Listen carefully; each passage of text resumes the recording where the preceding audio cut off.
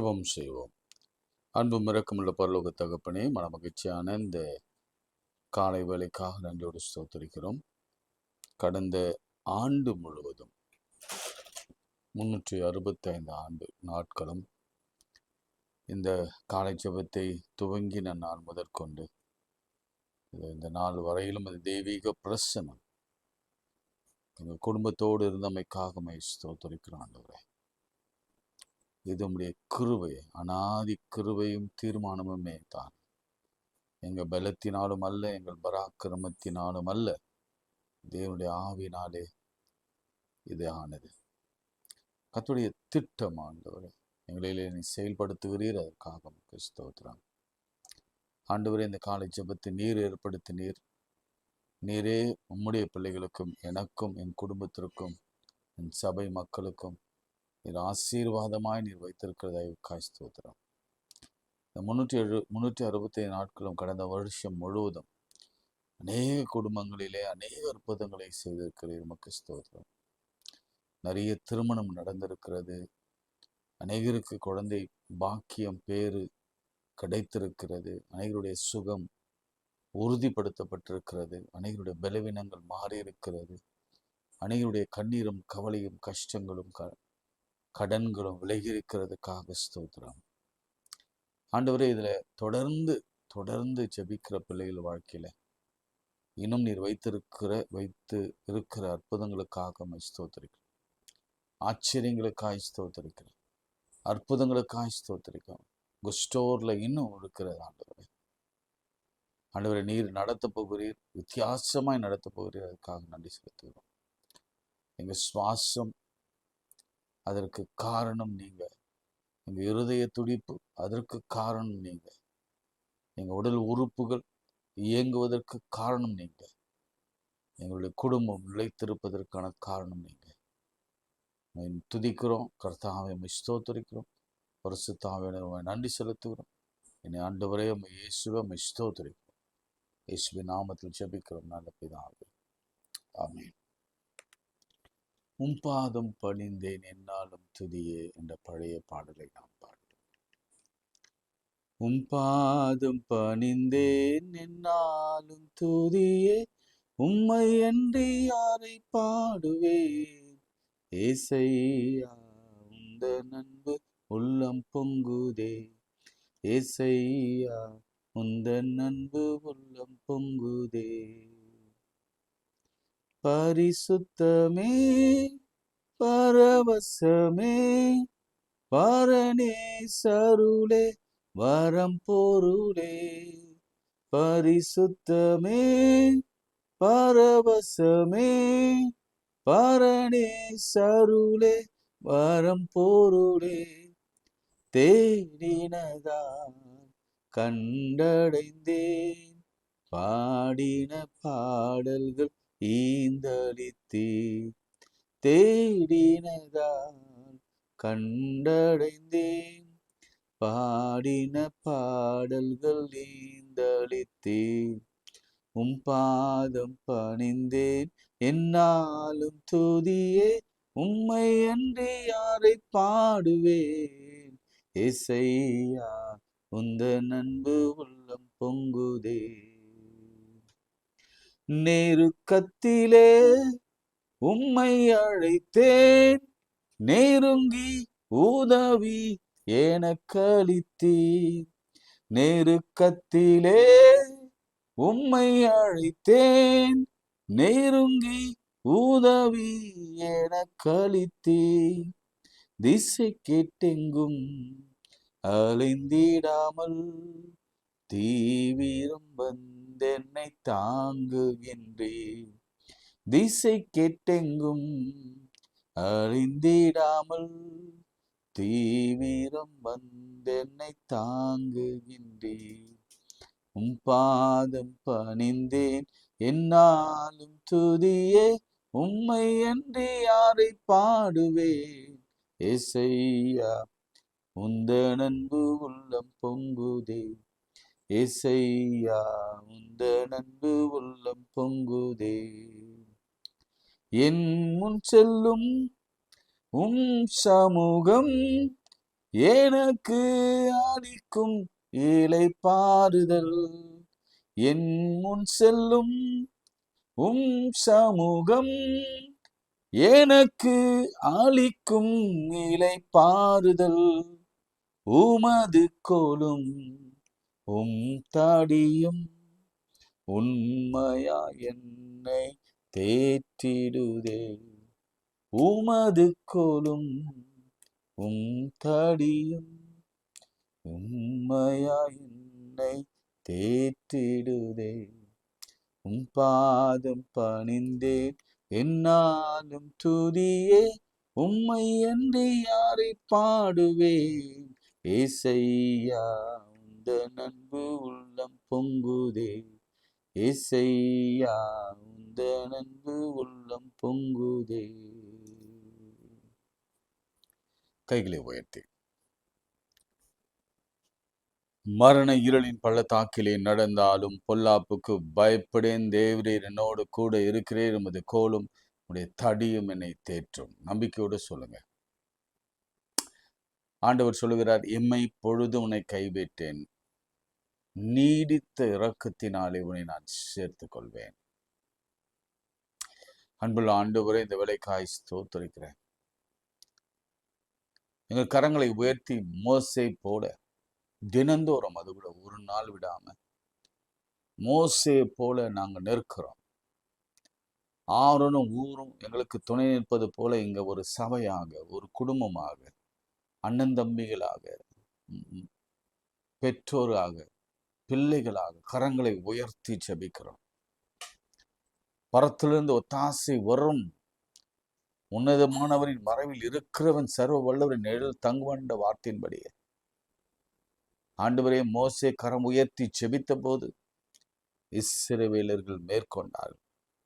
அதனாலே அவருடைய குடும்பம், மோசேயின் ஜீவன், ஆரோனின் ஜீவன், ஊரின் ஜீவன், குடும்பத்தாரின் ஜீவன் காக்கப்பட்டது. அப்படி நாங்கள் கரம் உயர்த்தி ஜெபிக்கிற பொழுது தினந்தோறும் எங்களை காக்கிறவர் உறங்குறதும் இல்லை, தூங்குறதும் இல்லை. கர்த்தர் எங்கள் வலது பக்கத்திலே எங்களுக்கு நேராக இருக்கிறார். நீங்க கடைசியில உயிர்த்தெழுந்து போகும் பொழுது ஆண்டவரே, நீ கரங்களை உயர்த்தி ஆசீர்வதித்தீர். நீங்க கரங்களை விரித்து சிலுவையிலே உம்மை ஒப்பு கொடுத்தபடினாலே நாங்கள் கரங்களை உயர்த்தி உம்மை நோக்கி பேதுரு போல அமிழ்ந்து போகிறோமே. உம்முடைய கரம் எங்களை பற்றி பிடித்திருக்கிறது. ஸ்தோத்திரம். இந்த நாளிலும் கூட பலவீனத்தில, வியாதியில, சுகவீனத்தில, நோயில, டயபெட்டிக்கில், பிளட் ப்ரெஷர்ல, இருதயத்தில் அடைப்புகளில, சிறுநீரக பாதிப்புகளில, இரத்த சம்பந்தமான வியாதிகளில, வைரஸ் கிருமிகளில, கேன்சர் கிருமிகளில, சைனஸ்ல, தோல் சரும வியாதிகளில, பலவீனங்கள் மத்தியில வாழ்ந்து கொண்டிருக்கிற ஒவ்வொரு பிள்ளைகளுக்கும் கர்த்தர் தழும்புகளாலே குணமடைய செய்வீராக. ஐஸ்வர்ய சம்பராகிய நீர் ஆண்டவரே, ஈசாக்கு 100 மடங்கு ஆசீர்வதித்து வர வர விருத்தி அடைந்து மகா பெரியவனான என்ற வாக்குதத்தம் நிறைவேறட்டும். ஆண்டவர், இந்த ஒரு வருஷம் முடிவிலே இந்த வாக்குதத்தங்கள் எல்லாம் எங்கள் வாழ்க்கையிலே நிறைவேறட்டும். நீயோ கடன் கொடுப்பாய், கடன் வாங்காதிருப்பாய். பிரிந்த குடும்பங்கள் இயேசு கிறிஸ்துவின் நாமத்தினாலே ஒன்றாக இணையட்டும். பிள்ளை பேரில்லாத தம்பதியருக்கு இயேசுவின் நாமத்தினாலே பெற பண்ணுகிறவராகிய நான் பெற செய்யாமல் இருப்பேனோ என்ற ஏசாயா 66:9 வாக்கின்படியே நடத்துவீராக. குழந்தை பேரு பாக்கியத்தை கொடுப்பீராக. எலியேசரை நேர்வழியா நடத்தி வந்த ஆண்டவர் ஆபிரகாமுக்கு ஒரு மருமகளை கொடுத்தவர். எப்பொழுதும் ஜெபிக்கிற ஒவ்வொரு தகப்பனுக்கும் தாய்க்கும் நல்ல மருமகளையும் நல்ல மருமகளையும் கொடுத்து, ஈசாக்குக்கு ஒரு நல்ல துணைவியை ரெபேக்காளை கொடுத்தது போலவே உடைய பிள்ளைகளுக்கு நல்ல ஒரு ஈசாக்கை, நல்ல ஒரு ரெபேக்காளை கொடுத்து ஆசீர்வதிப்பீராக. ஆண்டவரே, இந்த உலகத்திலே காணப்படுகிற எல்லா பிரச்சனைகளுக்கும் கர்த்தர் என்று ஒரு தீர்வு உண்டு பண்ணுவீராக. இந்த நாளிலே ஒரு சிலர் கோர்ட் கேஸ்க்காக ஜெபிக்கிறீங்க. இயேசுவின் நாமத்தினாலே நல்ல பதில், உங்களுக்கு சாதகமான ஒரு தீர்ப்பு பிறப்பிக்கப்படுகிறதை நான் பார்க்கிறேன். இயேசுவே, நீர் ஜெயம் எடுத்து ஜெயத்தை கொடுப்பீராக. எல்லா துதி கனமகிமையும் உமக்கு சொல்கிறோம். இயேசுவின் நாமத்தில் ஜெபிக்கிறோம் பிதாவே, ஆமென். பிரியமானவர்களே, நேற்று தினத்திலே நான் உங்களுக்கு சொன்னேன், நாம் ஆல்மோஸ்ட் ஒரு 1 இயர் கம்ப்ளீட் ஆகிட்டோம். ஜூனில். கர்த்தருக்கு ஸ்தோத்திரம். அது அவருடைய சுத்த கிருபை மாத்திரமல்ல, அவருடைய தூய பிளான், திட்டம். அது அவருடைய திட்டம், அது பயங்கரமான திட்டம், அவருடைய பிளான். அது நிச்சயமாக இப்படி ஒரு சந்தர்ப்பம் எனக்கு ஏற்படும் என்று நான் கொஞ்சம் கூட நினைச்சு பார்க்கவே இல்லை. யூஸ்வலாக நான் எல்லா சர்ச்லேயுமே போகும் பொழுது அங்கே ஏர்லி மார்னிங் ப்ரேயர் வைப்பது உண்டு. அந்த சர்ச் மக்களுக்கு மாத்திரமே அது பயனாக இருந்தது. அதன் பிறகு இப்பொழுது தான், கடந்த வருடம் தான் என்னுடைய பெயரிலே கூட இதை ஆரம்பிக்கும்படி கர்த்தர் கிருபை பாராட்டினார். இதுதான் ஃபர்ஸ்ட் டைம். சரி, நம்ம பேர்லேயே நம்ம ஆரம்பிப்போம். ஏன்னா நம்ம ஒவ்வொரு சர்ச்லேயும் நம்முடைய ஃபாலோயர்ஸை, நம்முடைய பிலீவர்ஸை, ஜெபிக்கிற ஒரு கூட்டத்தை, ஒரு தகப்பனை, ஒரு தாயை, ஒரு சகோதரியை, நம்ம ரொம்ப நேசிக்கிற பிள்ளைகளை நம்ம விட்டு வந்துடுறோமே அப்படின்ற ஒரு ஏக்கம் எனக்குள் இருந்தது. நான் எல்லா இடங்களிலும் நான் இருந்திருக்கிறேன். ஆவடியில், மந்தவெளியில், பெரம்பூரில், வெங்கலத்தூரில் ஃபஸ்ட்டு. ஸோ இந்த மாதிரி அண்ணா நகரில் எல்லா இடங்களில் இருக்கும் பொழுது எனக்கு மனதில் ஏற்பட்ட ஒரு பெரிய பாரம் என்னென்னா, நாங்கள் ஜெபிக்கிறேன், ஆனால் அந்த ஜெபிக்கிற கூட்டத்தை எழுப்ப முடிகிறது. கர்த்தர் எழுப்புகிறார். ஆனாலும் அதை நான் மாறும் பொழுது அந்த அந்த செயின், ஜெபிக்கிற அந்த செயின் கட் ஆகிறது. அதை நினச்சி ரொம்ப வருத்தப்படுவது உண்டு. அதனால தான் ஆண்டவர் இந்த திட்டத்தை கொண்டு வந்தார். நம்ம இணைந்து நம்ம ஜெபிக்கலாம். உலகமெங்கும் இதை ஜெபிக்கிறாங்க. நம்ம தமிழ்நாடு முழுவதும், பெங்களூரில் நிறைய பேர் ஜெபிக்கிறாங்க. நான் ரொம்ப ஆச்சரியப்பட்ட விஷயம்னா, இந்த கோவிட் சமயத்தில் அதுக்கு பிறகும் யுக்ரைனில் வாரில் நடந்து கொண்டிருந்த பொழுது யுக்ரைனில் இருந்த சிலர் நம்ம ஜெபத்தில் பங்கு பெற்றாங்க. அதனால் ரொம்ப பயங்கர சந்தோஷம். அது கீழே நான் பார்ப்பேன், எந்தெந்த நாடுகளில் பார்க்குறாங்க அப்படின்னு பார்க்கும் பொழுது நிறைய ஆந்திராவில், ஹைதராபாத்தில், பெங்களூரில் என்று நிறைய பேர், அயர்லாண்ட்லேருந்து பார்த்து கொண்டு இருக்கிறாங்க. துபாயில், மலேசியாவில், சிங்கப்பூரில் நிறைய பேர் கடல் கடந்து அந்த அதிகாலை ஜெபம், நம் பண்ணுற அந்த அதிகாலை ஜெபம் ஆண்டவருடைய வார்த்தை சென்று கொண்டிருக்கிறது என்பதை எண்ணி நான் ஆண்டவருக்கு மிகவும் நன்றியுள்ளவனாக இருக்கிறேன். நான் நேற்று சொன்ன மாதிரி we are all dust.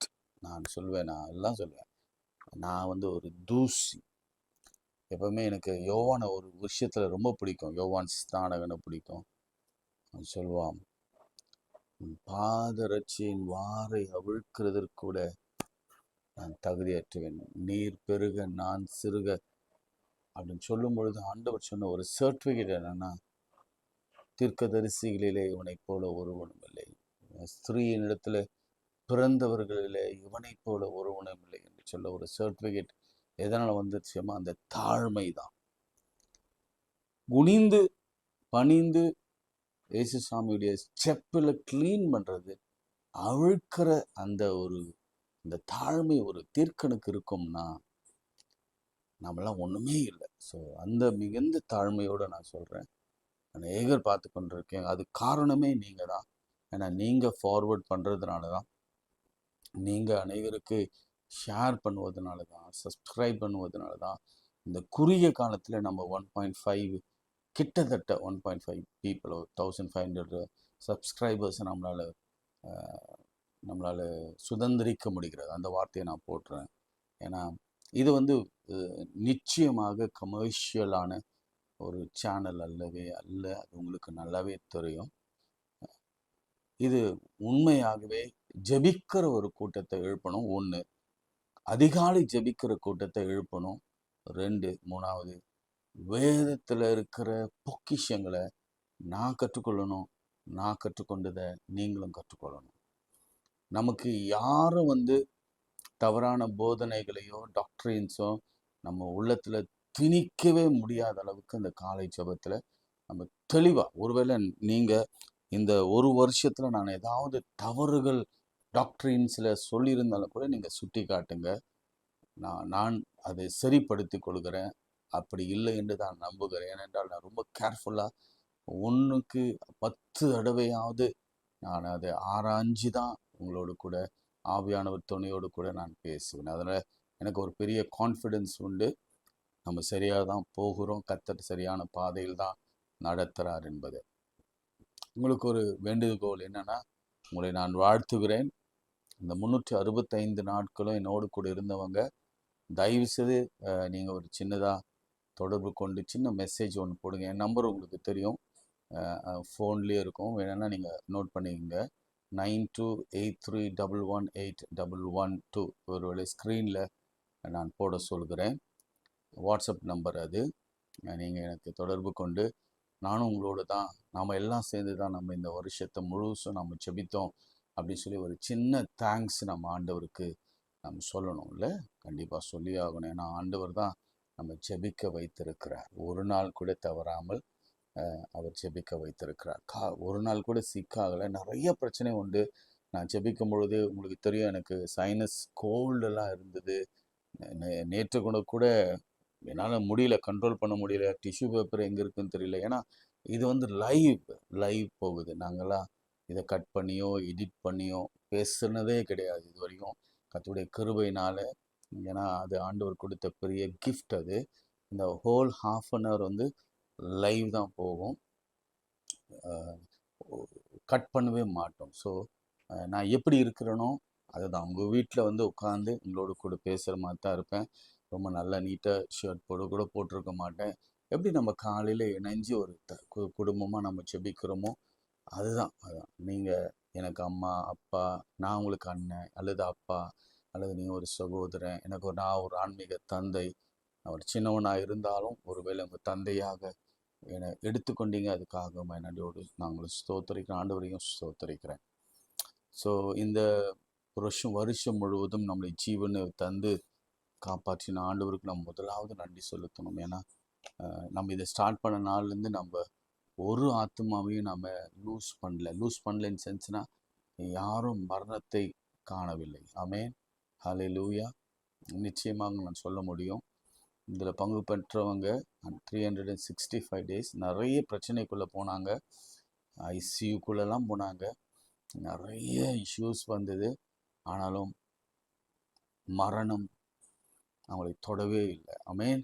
ஏன்னா காலையில் முதலாவது ஆண்டவரை தேடும் பொழுது நம்ம தீபத்தை அணையாமல் ஆண்டவர் பாதுகாக்கிறார். அதே மாதிரி இந்த வருஷம் கூட இந்த ஜூன் மாதம் துவங்கி நிச்சயம் அடுத்த வருஷம் 26ஆம் ஆண்டு நம்ம ராப்சர் டேஸ்குள்ளே தான் இருக்கிறோம். இருந்தாலும் உபத்திரவ காலத்தில் தான் இருக்கிறோம். இருந்தாலும் அந்த காலத்திலேயும் கூட கர்த்தர் நிச்சயமாக நம்மை காக்க அவர் பெரியவராக உண்மையுள்ளவராக அவர் இருக்கிறார். தொடர்ந்து பாருங்க, தொடர்ந்து அட்லீஸ்ட் உங்களால் முடிந்த அளவுக்கு ஒரு 5-10 பேருக்காவது இந்த வசனங்களை ஷேர் பண்ணுங்க. உங்கள் நிறை குறைகளை எனக்கு சொல்லி அனுப்புங்க. 1/2 மணி நேரம் அதிகமாக இருந்தால் சொல்லுங்கள். ஏன்னா எனக்கு 1/2 மணி நேரம் நிச்சயம் போதாது. நான் 1 மணி நேரமாவது உங்களோடு கூட ஜெபிக்க வேண்டும், நான் ஜெபிக்க வேண்டும் என்று விரும்புகிறாள். ஏன்னா பைபிள் நமக்கு அதுதான் கற்றுக் கொடுக்கிறது. ஆண்டவர் கடைசியாக ஆசைப்பட்ட விஷயமே அதுதான். அவருடைய சீஷரிடத்தில் 1 மணி நேரமாவது விழித்திருந்து ஜெபம் பண்ணக்கூடாது என்பது தான் எனக்கு ஆசையாக இருக்குது. நான் நிச்சயம் உட்கார்ந்து முழங்கால் படிக்கிட்டு 1 மணி நேரம் ஜெபிப்பேன். ஆனாலும் நீங்கள் பண்ண முடியாதுன்ற ஒரே காரணத்தினால, ஒருவேளை சிலரால் பண்ண முடியாதுன்ற ஒரே காரணத்தினால இதை நான் ½ அன் ஹவராக கட் ஷார்ட் பண்ணியிருக்கிறேன். கர்த்தருக்கு சித்தமானால் நிச்சயம் ஒரு காலம் வரும், ஒரு நாட்கள் வரும், அந்த நாட்களில் 1 மணி நேரம் நம்ம நிச்சயம் ஆண்டவருடைய பாதத்தில் உட்கார்ந்து ஜெபம் பண்ண போகிறோம், ஸ்தோத்திரம் பண்ண போகிறோம், வேதத்தை வாசிக்க போகிறோம், அநேகருக்காக ஜெபம் பண்ண போகிறோம்.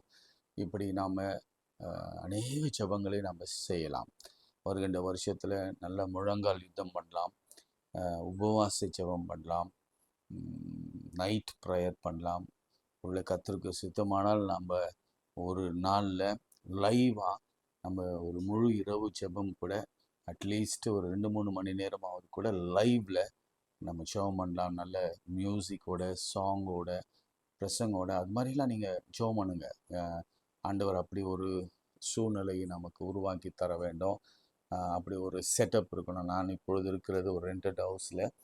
ஆனாலும் கூட ஆண்டவர் இப்படி ஜெபிக்கிற ஒரு ஸ்தலத்தை நமக்கு ஏற்படுத்தி, அது லைவ்ல நம்ம இரவு ஜெபம், முழு ஜெபத்தை நம்ம முடிந்த வரைக்கும் எத்தனை பேர் வராங்களும் சரி, நான் போகிற இடமெல்லாம் நைட்டில் குறைந்தது 350 பேராவது இரவு ஜெபத்தில் மாதத்துக்கு ஒரு முறை இருப்பாங்க. குறைஞ்சது நான் சொல்கிறது மேக்ஸிமம் 600. ஆவடியிலலாம் மந்தவெளியெல்லாம் பார்த்துருக்குறேன், மோர் தென் 600 பீப்புள்ஸ்லாம் வருவாங்க. அதில் நிச்சயமாக அது ஒரு நாளைக்கு நம்ம ட்ரை பண்ணலாம். வெள்ளிக்கிழமையில் நம்ம முழு இரவு ஜெபம் நம்ம வைக்க பண்ணலாம். அது நிச்சயமாக நடக்கும். ஜெபம் பண்ணுங்க அதுக்காக. ஏன்னா கடைசி காலங்களில் ஜெபம் இல்லாமல் ஜெயம் இல்லை, ஜெபம் இல்லாமல் வாழ்க்கையே இல்லை. நிச்சயம் நான் சொல்லுவேங்க, ஜெபத்தினால தான் நம்ம நிற்கிறோம், ஆண்டவரால் தான் நாம் நிற்கிறோம், இயேசுவால் தான் நாம் நிற்கிறோம் என்பதை நாம் ஒருபோதும் மறந்து விடவே கூடாது. எவ்வளோ ஜெபிக்கிறோமோ அவ்வளோ ஆசீர்வாதம் தான். எவ்வளோ நேரம் நம்ம ஆண்டவர் கொடுக்குறோமோ அவ்வளோ அதிகமான ஆசீர்வாதத்தை கர்த்தர் நமக்கு நிச்சயம் கொடுப்பார். ஸோ இன்னைக்கு நான் கொஞ்சம் நேரம் எடுத்துக்கொண்டேன், மன்னிச்சுக்கோங்க. இன்னைக்கு நம்ம தொடர்ந்து சில காரியங்கள் பார்த்து கொண்டு வருகிறோம். என்னன்னா, ஆண்டவர் ஓய்வு நாளில் சாபத்தில் அவர் செய்த அற்புதங்கள். எல்லாம் சாபத்தில் ஓய்ந்திருக்க வேண்டும் என்பது யூதருடைய லா. ஆனால் என் ஆண்டவர் அந்த ஓய்வு நாளிலும் கூட அற்புதங்களை செய்தார். அது எத்தனை பேருக்கு செய்தார், எப்படி செய்தார், ஏன் செய்தார் என்பதை குறித்தெல்லாம் நாம் சிந்தித்து கொண்டிருக்கிறோம். சரிங்களா? ஓகே, இன்னைக்கு சுருக்கமாக ஃபர்ஸ்ட் பார்ட் மட்டும் நான் உங்களுக்கு எடுக்க போகிறேன். மேத்யூ சாப்டர் 8, 8ஆம் அதிகாரம். மத்தேயு 8ஆம் அதிகாரம் 13ஆம் வசனத்திலிருந்து நான் உங்களுக்காக வாசிக்கிறேன். பின்பு இயேசு நூற்று அதிபதியை நோக்கி, நீ போகலாம், என் விசுவாசத்தின்படியே ஆக கடவுது என்றார். அந்த நாழிகையில் அவன் வேலைக்காரன் சுகமானான். இயேசு பேதுருவின் வீட்டிலே வந்து அவன் மாமி ஜுரமாய் கிடக்கிறதை கண்டார். அவர் அவள் கையை தொட்டவுடனே ஜுரம் அவளை விட்டு நீங்கிற்று. அவள் எழுந்திருந்து அவர்களுக்கு பணிவிடை செய்தார். அஸ்தமான போதோ பிசாசு பிடித்திருந்த அநேகர் அவ்விடத்தில் கொண்டு வந்தார்கள். அவர் அந்த ஆவிகளை தமது வார்த்தையினாலே துரத்தி பிணியாளிகள் எல்லாரையும் அவர் சுகமாக்கினார். ஓகே, என்னைக்கு எங்க நடத்துறாருன்னா பாருங்க, அவர் ஒரு ஜெப ஆலயத்துல இந்த காரியத்தை அவர் செய்கிறார். ஒரு சாபத் டேல அவர் செய்கிறார். அதே சமயத்துல நீங்க லூக்கா முன்னாடி நம்ம மார்க்கு 1ஆம் அதிகாரத்துல இதே நிகழ்ச்சியை எப்படி இருக்கிறது என்பதை நீங்க கொஞ்சம் வித்தியாசப்படுத்தி நம்ம எல்லாரும் ஆராய்ந்து பார்க்க வேண்டும். சரிங்களா? மார்க் சாப்டர் 1:29 உடனே அவர்கள் ஜெபாலயத்தை விட்டு புறப்பட்டு யாக்கோபோடும் யோவானோடும் கூட சீமோன் அந்திரேயா என்பவருடைய வீட்டிலே பிரவேசித்து, சீமோன்னா பீட்டர், உங்களுக்கு தெரியும்ல, பீட்டர் வீட்டுக்கு பிரவேசித்தார்கள். அங்கே சீமோனுடைய மாமி ஜுரமாய் கிடந்தாள். உடனே அவர்கள் அவளை குறித்து அவருக்கு சொன்னார்கள். அவர் கிட்டே போய் அவள் கையை பிடித்து அவளை தூக்கி விட்டார். உடனே ஜுரம் அவளை விட்டு நீங்கிற்று. அப்பொழுது அவர்களுக்கு பணிவிடை செய்தார்.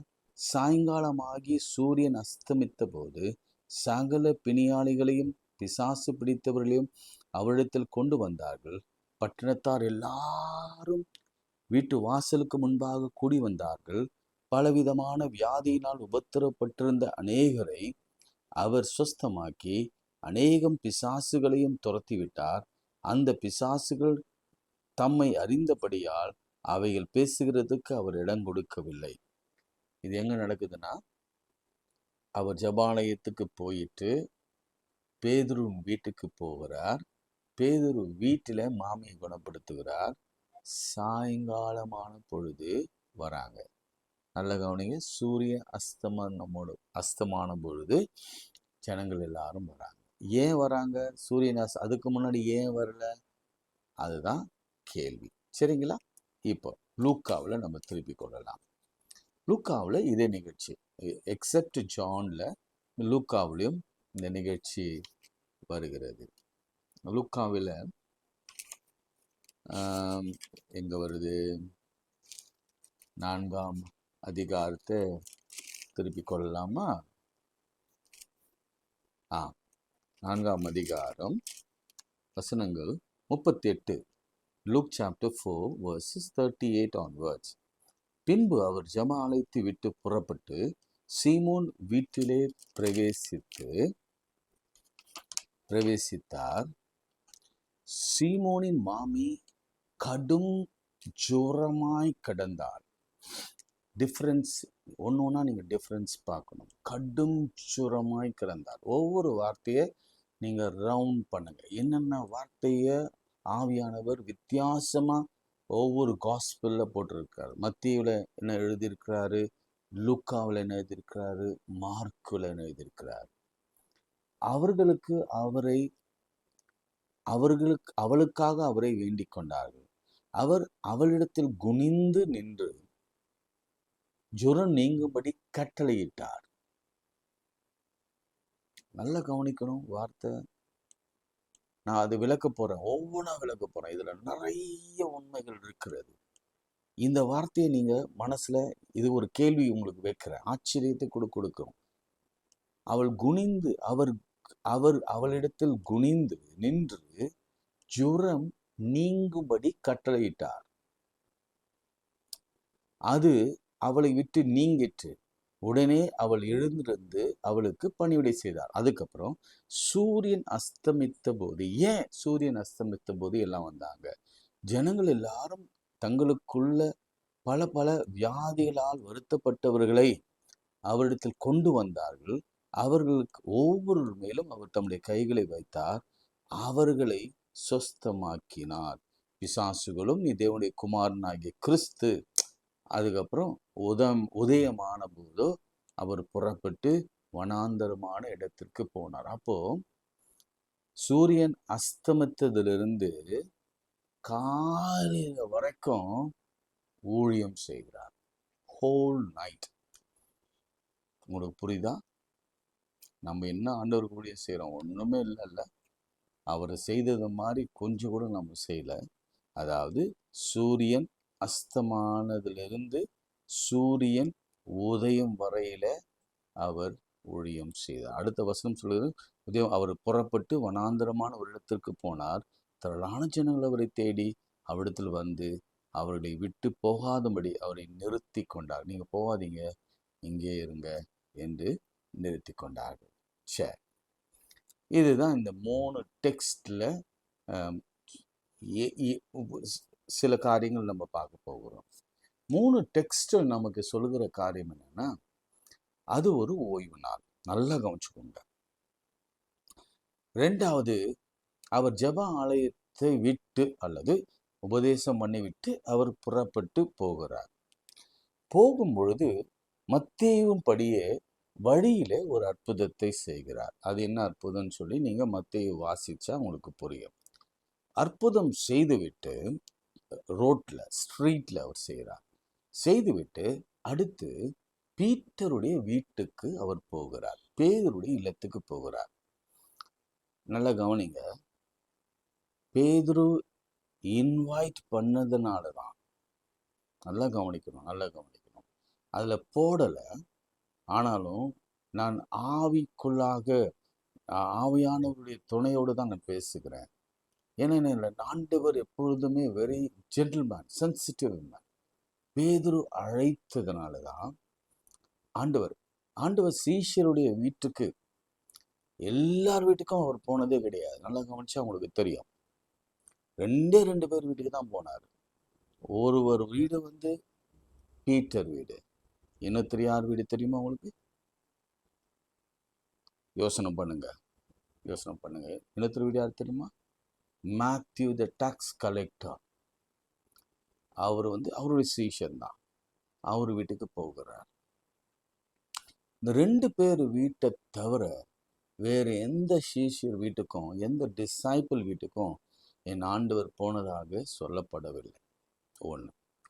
இந்த வீட்டுக்கு வருவதற்கான காரணம் யாருன்னா, Peter could have been requested Jesus Christ to come to his home, to heal her mother. ஒரு மைண்ட்ல இருந்திருக்கலாம், மதர் இன்லா, இன்லா. பட் இதுல ஒரு முக்கியமான ஒரு சங்கதியை நான் உங்களுக்கு சொல்ல விரும்புகிறேன். ஆண்டவருடைய ஊழியத்துல நல்லா கவனிங்க. நான் இன்னைக்கு கொஞ்சம் சுருக்கமாக தான் இருக்க போகிறேன்.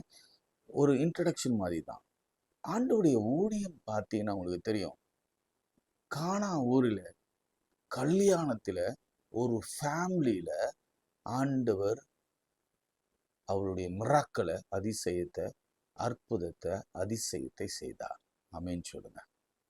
ஸோ ஆண்டவர் very much concerned about the family. ஒன்று, அவர் ரொம்ப கரிசனை, குடும்பத்தை குறித்து அவருக்கு கரிசனை உண்டு.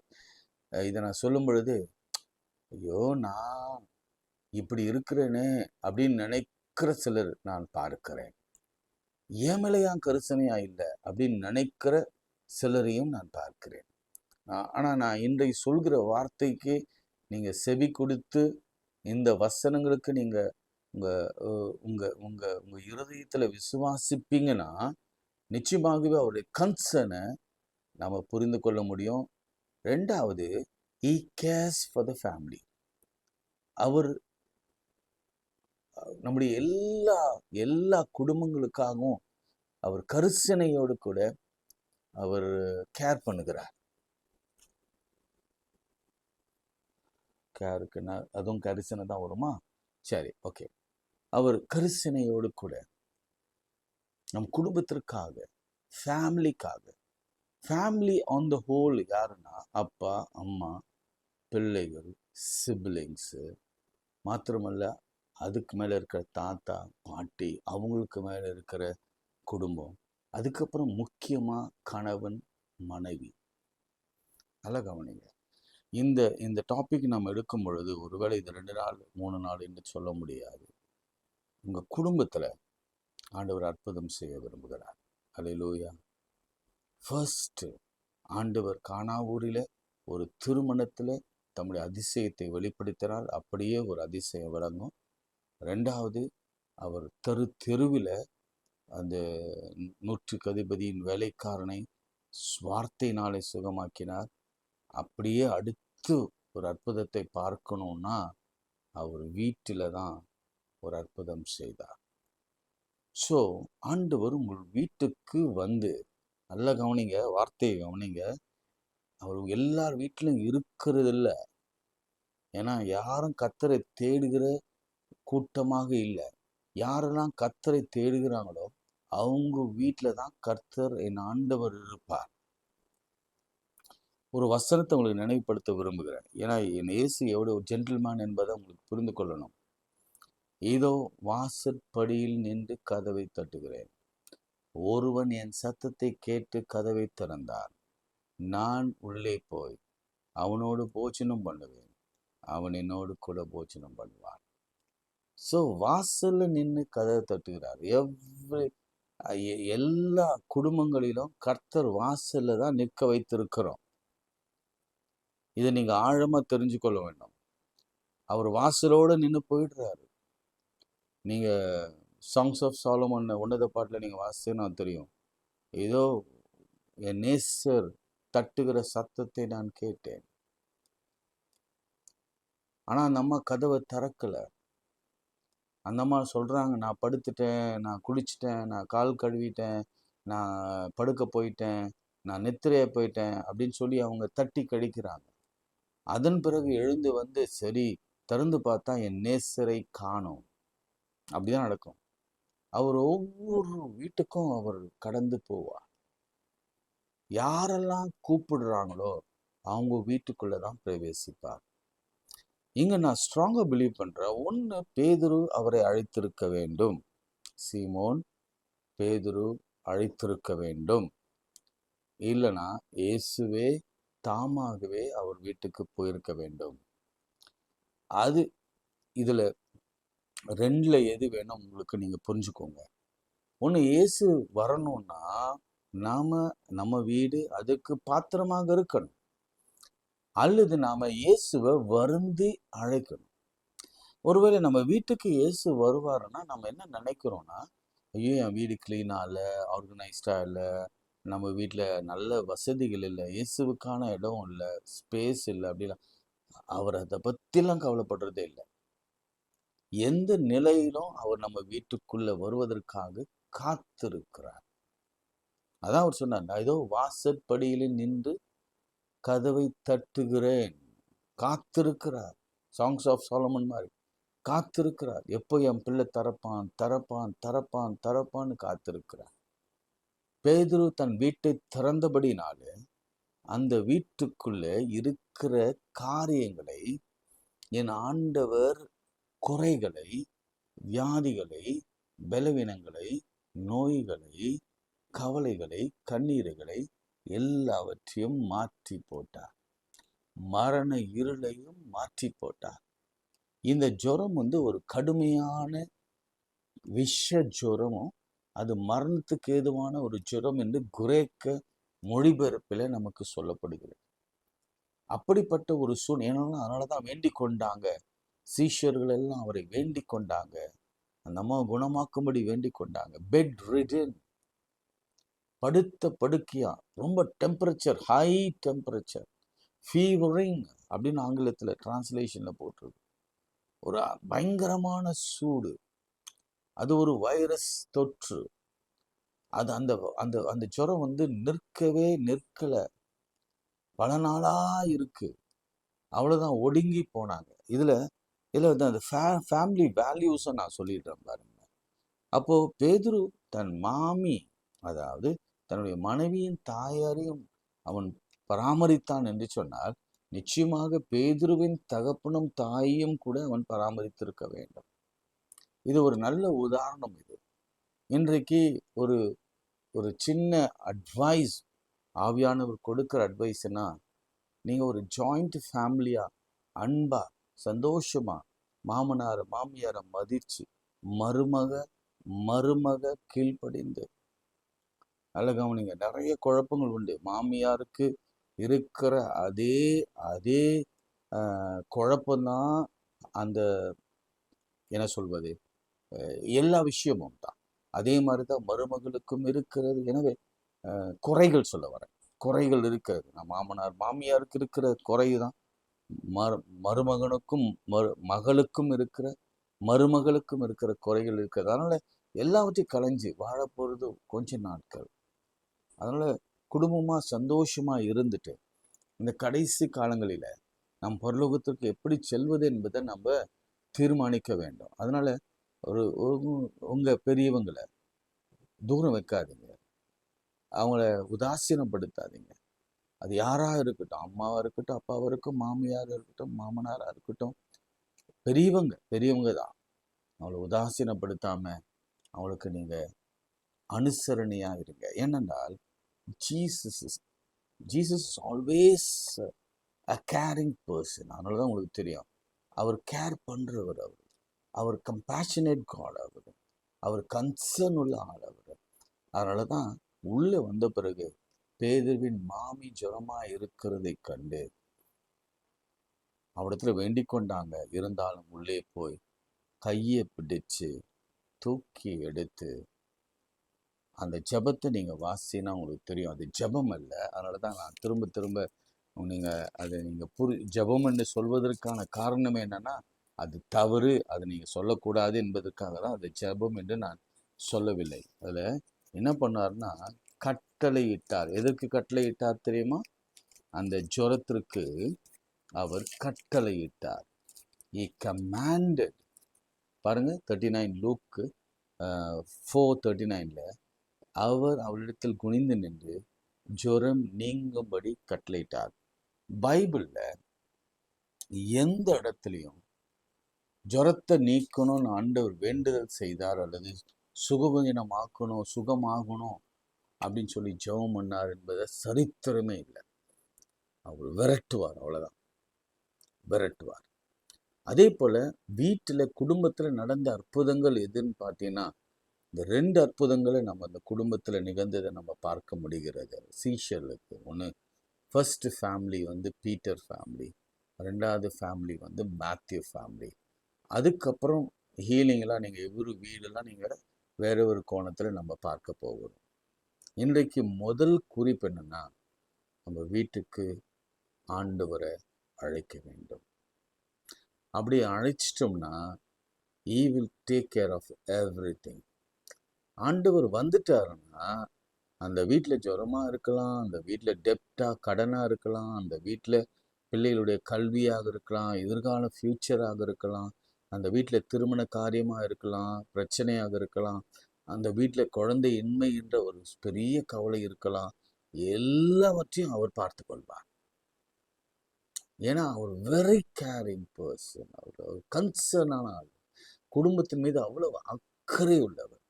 நம்மை காட்டிலும் நாம நம்முடைய பிள்ளைகள் மீது வைக்கிற அன்பை காட்டிலும் சில நேரங்களில் பெற்றோர்கள் உண்மையான அன்பு பிள்ளைகளிடத்துல செலுத்துவதே இல்லை, நான் பார்த்துருக்கிறேன். அதே போல பிள்ளைகள் பெற்றோரிடத்துல உண்மையான அன்பு செலுத்துவதை நான் பார்த்ததே, நிறைய பேர் செலுத்தாமல் இருக்கிறத நான் பார்த்துருக்கிறேன். அது ட்ரூ லவ் இல்லை, ஏதோ ஒரு கடமைக்காக செய்கிற ஒரு காரியத்தை நம்ம பார்த்துருக்கோம். இட்ஸ் நாட் ட்ரூ, அது ஒரு போலி. ஆனா இயேசுவின் அன்போ அது மாயமற்ற அன்பு. நம்ம குடும்பத்தை நேசிக்கிறார் பாருங்க, நம்முடைய ஃபேமிலியை நம்ம நேசிக்கிறார் பாருங்க. அந்த அன்புல ஒரு சின்ன குறை கூட, நம்ம கரை கூட பார்க்க முடியாது, அவ்வளோ நேசிக்கிறார். நம்ம வீட்டுக்குள்ள வந்துட்டாருன்னா, பேதுரு வீட்டில் எப்படி அவர் ஒரு ஹீலிங் பண்ணாரோ அப்படியே நம்ம வீட்டில் அவர் ஹீல் பண்ணுவார். எந்தெந்த இடத்துல ஹீலிங் தேவையோ அந்த இடத்துல தம்முடைய கரத்தினாலே அவர் செய்வார். அதுக்கப்புறம் பேதுருக்கு ஒரு பெரிய ஃபினான்ஷியல் ப்ராஸ்பரிட்டியை ரோட்டில் செய்தார், கடலில் செய்தார். உங்களுக்கு அது தெரியும்ல, நெட்டு கிழிந்து போகத்தக்கதாக மீன்களை கொடுத்தார், பெரிய வலை. அதே போல ஒரு இடத்துல வெள்ளி பணமே இல்லை, வீட்டுக்குள்ள வந்த பொழுது ஆண்டவர் சொன்ன வார்த்தை என்ன தெரியுமா? உன்னிடத்துல ஒண்ணுமே இல்லைன்னு தெரியும், ஆனா நீ வெளியில போய் தூண்டில் போடு, அதுல முதல்ல பிடிக்கிற மீனோட வாயை திறந்து பாரு, அதுல ஒரு வெள்ளி பணம் இருக்கும், அதை கொண்டு வந்து உனக்கும் எனக்கும், எனக்கும் உனக்கும், மன்னிக்கும் அந்த வார்த்தை, எனக்கும் உனக்கும் நீ கட்டிக்கிது. பிரியமானவர்களே, யோசுவா சொன்னதுதான் நான் நிறைவா சொல்ல போகிறேன். நானும் என் வீட்டாரும் இருந்தால் கர்த்தரையே சேவிப்போம். இதுதான் நமக்கு சூழ்நிலை. நம்ம இந்த ஒரு வருஷம் கடந்தது பெரிய விஷயம் இல்லை, இனி வருகிற காலங்கள்லாம் இப்படி இருக்கணும். ஆண்டவரே எங்க வீட்டுக்கு நீங்க வரணும், நாங்க அதுக்கு பாத்திரவானாக எங்களை நாங்கள் மாற்றிக்கொள்ள வேண்டும். உம்மை வரவேற்பதில் நாங்கள் எப்பொழுதும் பரவசம் அடையணும். நாங்கள் கிளாடா உண்மை வரவேற்கணும், சந்தோஷமா வரவேற்கணும். எங்க சூழ்நிலை எப்படி வேணா இருக்கலாம், கடன்ல இருக்கிறோம், பிரச்சனைகள் இருக்கலாம், வியாதி இருக்கலாம், வறுமை இருக்கலாம், என்ன வேணா இருக்கலாம். ஆனா நீங்க வரணும், நீங்க வந்தாதான் சரியாகும், சூழ்நிலை மாறும். சோமல்லாமா. அன்புள்ள ஆண்டவரே, ஓய்வு நாளில நீ பேதுருவின் வீட்டுக்கு போய் பேதுருவின் மாமியை கரத்தை பிடிச்சு ஜுரத்தை நீங்கும்படி கட்டளை கொடுத்தீர். ஜுரம் நீங்கிற்று. உம்முடைய தழும்புகளாலே குணமாகிறோம். இந்த வார்த்தையும் நிறைவேறிட்டு, ஏசாயா தீர்க்கதரிசியின்படியாக சொல்லப்பட்ட வார்த்தைகள் நிறைவேறிட்டு அநேக ஆசீர்வாதங்களை பெற்றுக்கொண்டார். ஆண்டவரே, இந்த முதல் குறிப்பாக எங்கள் வீட்டில் எப்பொழுதும் உண்மை நாங்கள் நிறுத்தி ஜெபிக்க வேண்டும். எப்பொழுதும் உம்முடைய வேதத்தில் வாசித்து உம்முடைய வாயிலிருந்து வருகிற வார்த்தைக்காக நாங்கள் காத்திருக்க வேண்டும். நீர் எவ்வளவு மகத்துவம் உள்ளவர் என்பதை நாங்கள் தினந்தோறும் தினந்தோறும் தினந்தோறும் தினந்தோறும் புகழ்ந்து கொண்டே இருக்க வேண்டும். நீ சர்வ வல்லவர் ஆண்டவரே. என்றும் கூட பல குடும்பங்களில் நீர் பிரவேசித்திருக்கிறேன். நீங்க சொல்லுங்க, என் வீட்டுக்கு வாங்க. ஒரு பீட்டர்னால தான் அந்த குடும்பத்துக்கு வந்தாங்க. உங்களால, கணவனால அந்த குடும்பத்திற்கு ஆண்டவர் வர முடியும், மனைவியினாலே மாத்திரம் வீட்டுக்கு வர முடியும். ஏன் பிள்ளைகள் ஆண்டவரை ஏற்றுக்கொண்டா, அவங்க கூப்பிட்டா வர முடியும். எல்லாரும் கூப்பிட்டாலும் வர முடியும். யாராவது ஒருவர் கூப்பிட்டாலும் வர முடியும். ஆனா யாருமே கூப்பிடாம மாத்திரம் இருந்தாரு. ஜெப துணி எல்லார் வீட்டிலும் கேட்கப்பட வேண்டும். ஒரு அரை மணி நேரமாவது ஆண்டவர் பாதத்தில் அமர்ந்திருங்க. நிச்சயமாக ஆண்டவர் செய்கிற காரியங்கள் ஒவ்வொன்றாக நீங்க எழுதி வைங்க. இனி வருகின்ற காலங்கள்லாம் டைரியில போட்டு, ஆண்டவரே இந்த தேவை சந்திக்கப்பட வேண்டும், இந்த திருமணம் நடக்கணும், இந்த வேலை கிடைக்கணும், இதுக்குள்ள கிடைக்கணும் சொல்லுங்க. ஆண்டவர் நிச்சயம் செய்வார். ஆண்டவரே, பேதுருவின் மாமியை குணமாக்கினது போல எங்கள் வாழ்க்கையில எங்கெங்கெல்லாம் நாங்கள் ஃபீவராக இருக்கிறோம், முடங்கி போய் படுத்து கிடக்கிறோம், எங்களை எழுப்புவீராக. இயேசுவின் நாமத்தில் ஜெபிக்கிறோம் நல்ல பிதாவே, ஆமென். நமது ஆண்டவராகிய இயேசு கிறிஸ்துவின் கிருபை, பிதாவாகிய தேவனுடைய அன்பு, பரிசுத்த ஆவியின் ஐக்கியம் நம் அனைவரோடு மீண்டும் சதாக்கள் நிலைத்திருப்பதாக. ஆமென். God bless you.